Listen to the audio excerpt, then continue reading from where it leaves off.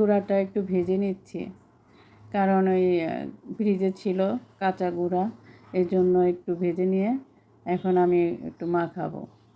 অনেকভাবেই পিঠে বানানো যায়, অনেকে অনেক রকম পিঠে বানায়, বড়া পিঠা, চাপড়ি পিঠা, তেলের পিঠা। আমি আজকে আমাদের টাঙ্গাইলে যেভাবে বানায় চাপড়ি পিঠা আর হলো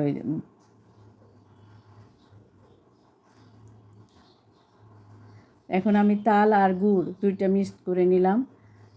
এখন গুঁড়া দিয়ে ভালোভাবে মেখে নেব।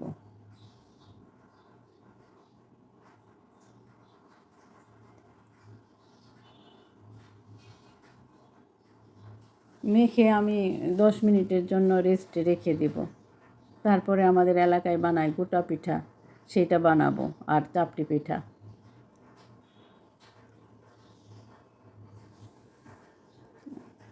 মাখানো শেষ, আমি এখন ঢেকে 10 মিনিটের জন্য রেস্টে দিব।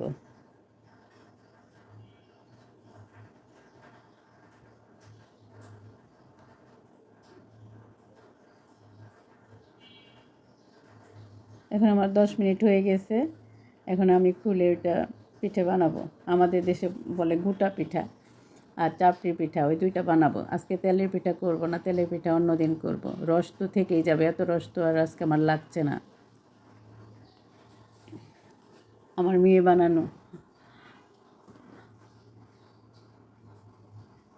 এটাকে বলে আমাদের দেশে গোটা পিঠা। ডিজাইন করে আর কি, গোল গোল করে ডিজাইন করে করে বানায়। অনেকেই শুধু গোল করেও রাখে ডিজাইন ছাড়া। আমি তেলটা চুলায় দিয়ে রাখছি, এটা বানানো হয়ে গেলে আমি ভেজে নেব।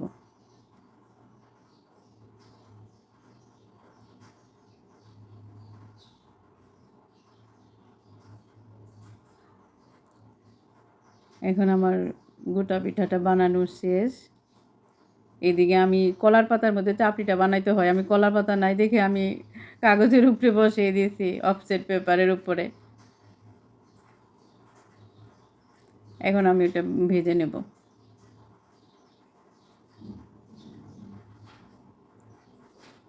এই চাপড়ি পিঠাটা তাওয়ায় দিয়ে ভেজে নিছি, মিস হয়ে গেছে, তোমাদের দেখাতে পারলাম না ভাজাটা। গোটা পিঠাটা তেলের উপরে দিয়ে ভাজছি, ওটার চাপড়িটা তেল ছাড়া। কেমন হলো আমার পিঠা বানানো তোমরা কমেন্টে জানিও বন্ধুরা। আল্লাহ হাফেজ।